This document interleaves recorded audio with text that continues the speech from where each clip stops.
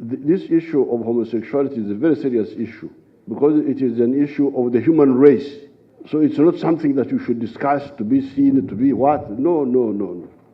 You only talk because you are sure of what you are saying. Otherwise, keep quiet. Don't add to the confusion. There is enough confusion already. When we are discussing the issue of homosexuality, in the last 200 years, in this part of the world, Ankole, Kigezi, Buganda, Bunyoro, Karagwe, Tanzania. So, but it was a smaller number. I have had 5 names in the last 200 years. Because me, I'm from this area here. My clan is one of the oldest in this part of the world.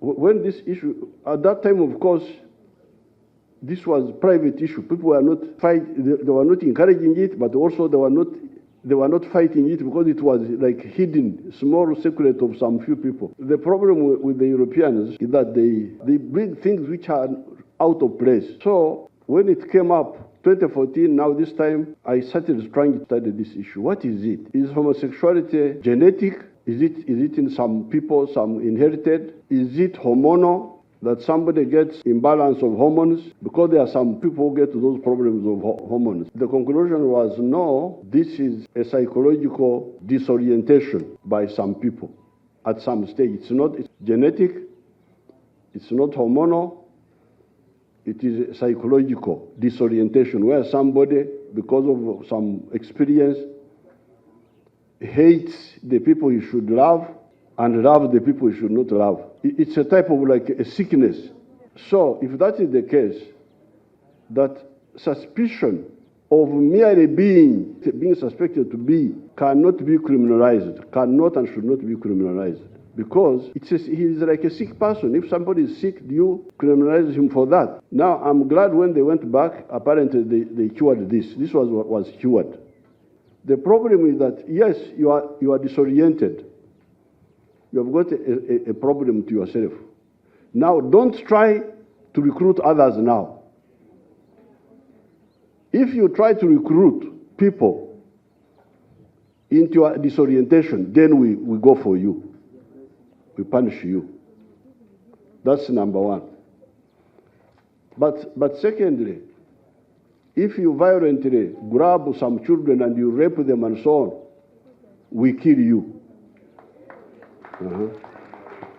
And that one I totally support and I will support. The 3 positions. Number one, merely being suspected of being is not an offense in itself. You are a person to be helped if you want helped. Because it was said that some of the people can be helped to get back to normal. But secondly, if you want now to disorient others, we go for you, we punish you by imprisonment. If you go beyond that and you start raping children and so on, we kill you. So there, but later on, a woman from the World Bank rang me, and I told her exactly as I'm telling you. I said, I'm going to sign the bill because of the 3 points I've told you. Merely being, no. We cannot criminalize you. Being and trying to recruit, we punish you by imprisonment. Raping, we kill you. So, but then the woman of the World Bank told me 2 other points, which we although I have signed the bill, I would like us to look at it also ourselves, because I don't want to be on the side of wrong. In all these fights, I have never stood on the wrong side. That's the line of the NRM. We never have 2 languages. What we tell you in the day is what we shall tell you in the night. So therefore, the woman of the world, so therefore the signing is finished, nobody will move us. But the woman from the World Bank told me 2 issues, for which I was going to return the bill again. Issue number 1 is requiring employers to make sure that there are no homosexuals in their company. Something like that. Something like you must ensure that the employers what.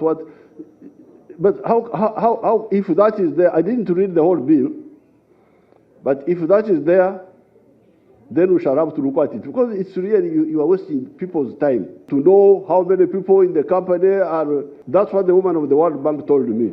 That's number one. If it is there, we shall have to sort it out. Now, the second one, where I think we would be on the wrong ground, is to blame real estate owners for houses being rented by homosexuals.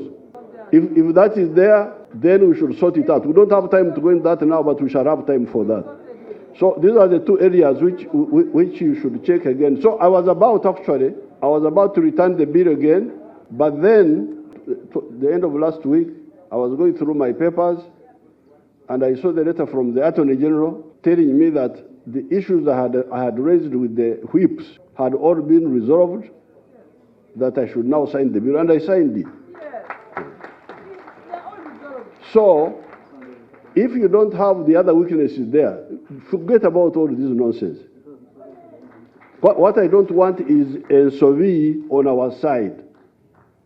We don't want any SOV, any mistake, because you cannot say, I am an employer. I have got so many employers at Kisozi. How do I know who is a homosexual? And if I own a house, if I am renting houses, how can I go to check the tenants who is a homosexual and who is not homosexual?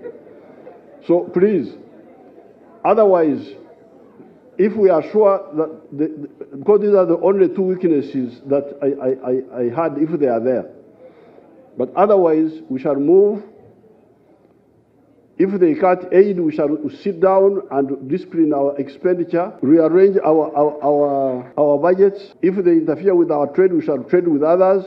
So that one is not my and that's what I was telling you. The other time when I met you at Kololo, I said, you people, you should be ready for a war. And you cannot fight a war when you are a pleasure seeker, if you like a soft life. So war is not for soft life.